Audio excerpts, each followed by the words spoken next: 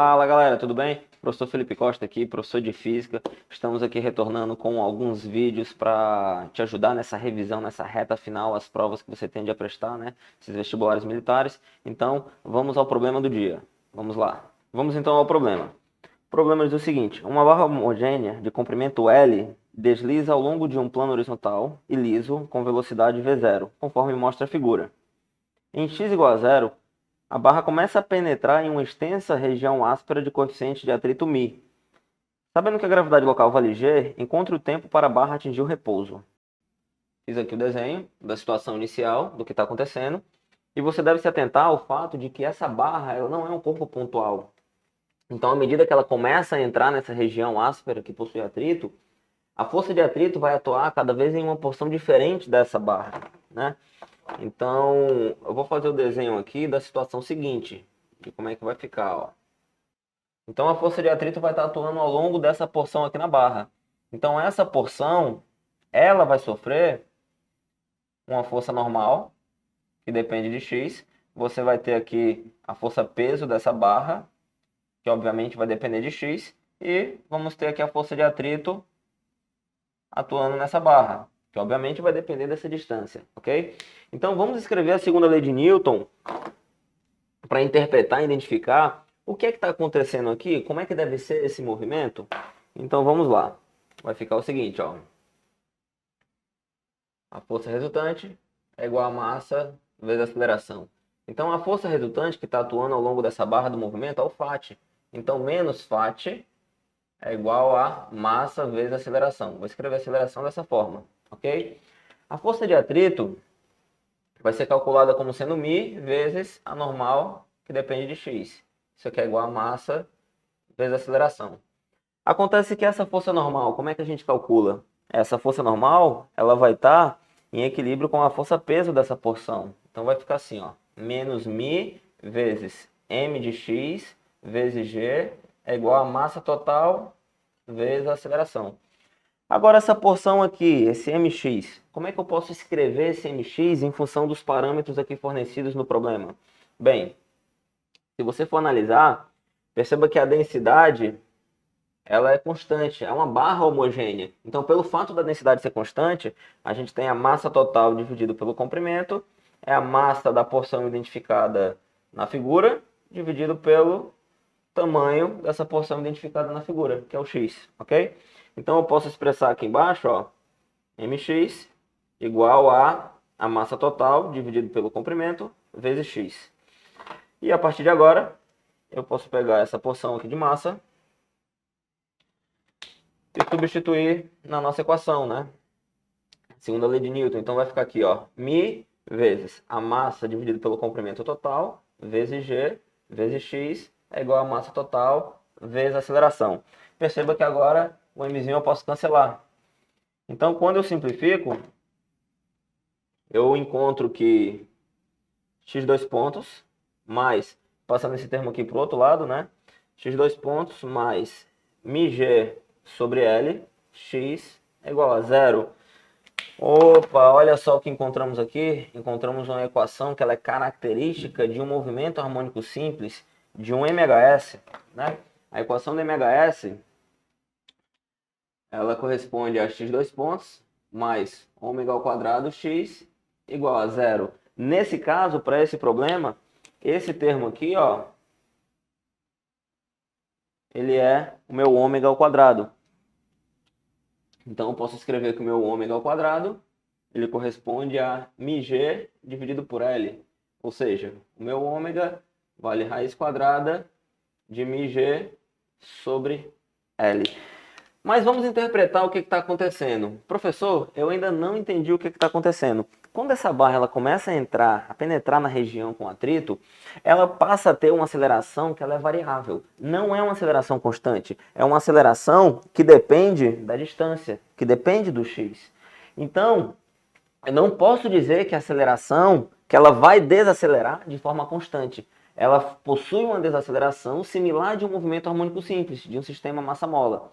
Então, caso ela não entre completamente na região áspera, caso ela chegue só nessa porção aqui, penetre até esse ponto e pare, eu vou encontrar o tempo da seguinte maneira. Quando você lembra de um MHS, a gente tem bem aqui, ó, a posição de equilíbrio, aqui é a amplitude, aqui é a amplitude. Então é como se ela estivesse vindo do ponto onde ela não tem atrito, né? Ela está vindo desse ponto aqui onde ela possui a minha velocidade máxima. E ela vai atingir essa extremidade na qual ela para. Nesse ponto, a velocidade final dela é zero. Um corpo que está no movimento harmônico simples, ele vem até aqui, ele para, repouso momentâneo, para retornar. Então, a partir desse ponto, ela começa a retornar. O tempo para ela atingir o repouso, para ela parar, seria simplesmente 1/4 do período. Seria o tempo daqui até aqui, ok? Então, caso eu fosse encontrar o período desse sistema, o período corresponde a 2π raiz de L dividido por μg. Então, o tempo que ela leva para entrar, parar, correspondendo a 1/4, ele vai ficar T sobre 4.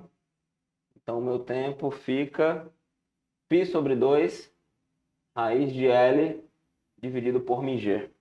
Ou seja, esse tempo aqui é o tempo que a barra ela leva para parar, devido à condição que eu acabei de te explicar agora, né? Que eu te falei.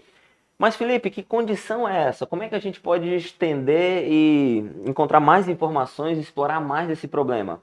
Perceba que, se ela chegar com uma velocidade que seja suficiente para entrar nessa região, e depois que ela entrar nessa região, ela se deslocar ainda mais, teremos um tempo diferente.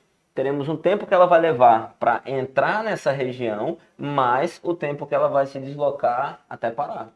Então, como é que a gente consegue descrever matematicamente o comportamento da velocidade nessa situação? Vamos pensar no trabalho.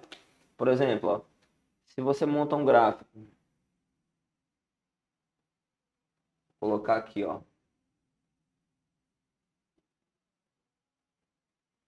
Vou montar um gráfico que é da força em função do meu deslocamento. Essa minha força, ela tá bem aqui, ó. É uma força que ela varia com x, que é o Fat. Então, se eu for escrever minha força de atrito, vou colocar bem aqui, ó. O meu Fat vale μ vezes a normal. Então, o Fat vai ficar μ vezes a porção que depende de x vezes a gravidade. Obviamente que o Fat depende de x, né? Então, vou escrever assim, ó. F de x é igual a μ, m sobre L, vezes g, vezes x. Então, como a força de atrito ela é negativa, por isso que eu coloquei o sinal de menos aqui, porque ela está contrária ao movimento, beleza? É uma força restauradora, é uma força que vai estar fazendo com que esse corpo ele queira ir para o outro lado. Então, o meu gráfico ele vai ficar simplesmente assim, ó. Vai ficar uma reta onde ela está para baixo, obviamente, né? Bem aqui é o zero. E quando a minha distância x for igual a L, eu vou substituir aqui o x por L, ó. Então, nesse ponto, eu vou encontrar a minha força como sendo μ mg, ok? E aí, o que eu posso fazer? Eu posso calcular o trabalho da força de atrito ao longo desse deslocamento. E aí, quando eu vou calcular o trabalho, você percebe que o trabalho ele vai ser numericamente igual à área desse gráfico. Então, a área desse gráfico vai ficar base vezes a altura dividido por 2. Então, vai ficar menos μ mg vezes L dividido por 2, que é igual à variação da energia cinética. Então, a variação da energia cinética vai ficar 1/2 de mv ao quadrado menos 1/2 de m v inicial ao quadrado. Perceba que eu posso cancelar a massa, né? Simplificar aqui. Posso simplificar o 2 também. Daí a gente encontra que essa velocidade que ela deveria ter para ela entrar completamente aqui, nessa situação, que ela adquire nesse ponto aqui, ela vale raiz quadrada de V0 ao quadrado menos μgl. Ou seja, olha que interessante. Olha que bacana. Se a minha velocidade, se o V0, na qual ela começar o movimento, se esse V0 for igual a esse termo, ela entra completamente e para. Então, se o V0 ele for menor do que raiz de μgl, ela entra e para nessa condição aqui. E se ela for maior, se a minha velocidade for maior que esse termo aqui, ela entra na região e ela continua seguindo o movimento. Então, deixa eu te explicar novamente aqui, ó. Esse tempo, ela é para qual situação? Esse tempo ele é para a situação em que o V0 ele é menor ou igual a raiz quadrada de μgl. Se o meu V0 tiver esse valor aqui, ela entra e para. Se o meu V0 for menor que esse valor, ela começa a entrar na região e para, correto? Ela não segue o movimento. Então vamos agora discutir como é que seria a situação caso ela penetrasse na região e continuasse entrando, ok? Então vamos lá. Bem, vamos lá. Então, eu apaguei o quadro aqui, peguei os dados aqui importantes, separei, né, a análise que fizemos anteriormente. Caso eu tenha a velocidade igual, a velocidade inicial dela igual a raiz de μgl, lembrando que ela entra completamente e para. Se essa velocidade ela for menor que esse valor aqui, então quer dizer que ela para antes de entrar completamente. E caso a velocidade seja superior, seja maior, teremos um tempo diferente desse aqui, beleza? Então vamos atrás desse tempo, porque o que acontece nessa situação?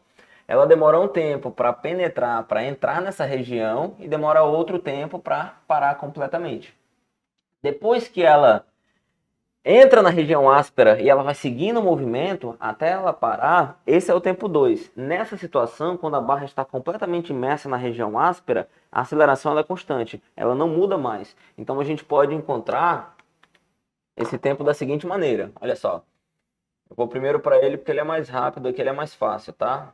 Então, a minha velocidade final, ela vai ser igual à velocidade inicial menos a aceleração vezes o tempo 2. A velocidade final, como ele atinge o repouso, ela é zero. A velocidade na qual ele termina de entrar na região áspera é dada por essa expressão aqui, pelo gráfico do trabalho que fizemos, né? Então aqui vai ficar só V. E a minha aceleração, como é que eu faço para encontrar? Ela vale a força de atrito, que é o Fat, dividido pela massa, vezes o tempo 2. Então, meu tempo 2, organizando aqui, eu passo esse termo para o outro lado, vai ficar igual a massa vezes a velocidade, dividido pela força de atrito, que é μ vezes a normal. A normal, nesse caso, corresponde a mg, porque ela entrou completamente, né? Então, vou simplificar aqui. O tempo 2 corresponde a V dividido por μg.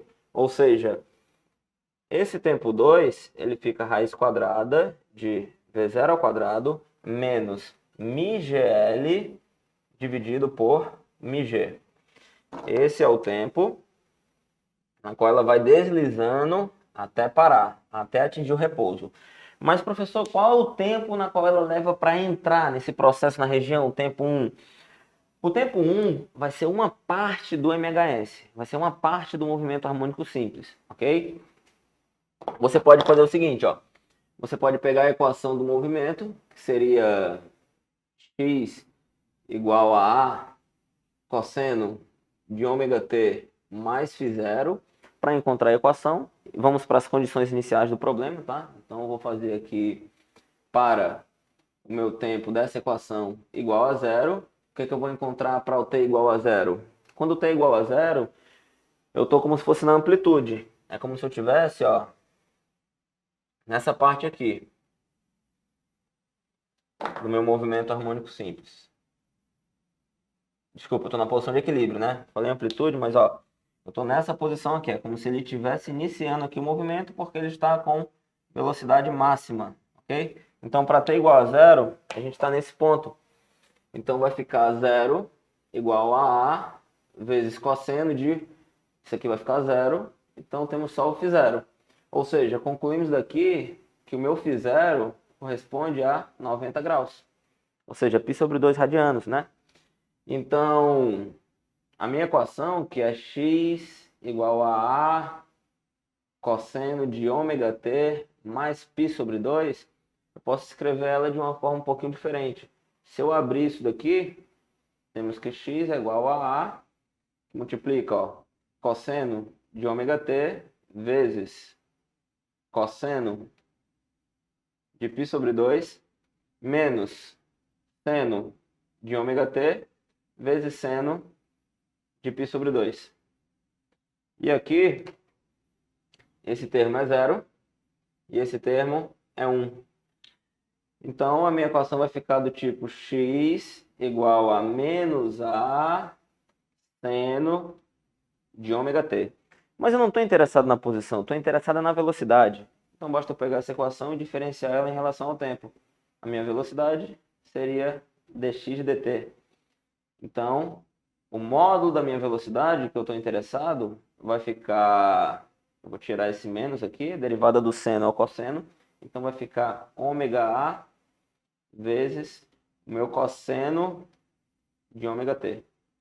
E essa velocidade aqui, ela é minha velocidade máxima. Essa velocidade aqui é o meu v0, na qual ele inicia o movimento. Então, para ele sair de v0 e atingir uma velocidade v, ele deve demorar um tempo na qual vale t. Ou seja, eu posso escrever aqui o seguinte, que o meu tempo é 1 sobre o ômega do arco cujo cosseno é v dividido por v0. O meu ômega foi dado aqui, tá bom? É dado aqui. E o meu v, eu tenho esse v aqui, ó, que é a velocidade na qual ela adquire assim que ela terminou de entrar na região. Então esse daqui seria o meu tempo 1. Porém, perceba que eu posso fazer uma análise um pouco diferente, eu posso fazer uma análise simplificada disso daqui, fazendo analogia com MCU. Então eu vou apagar isso daqui e fazer de uma forma um pouco mais didática para você, que é a seguinte, ó.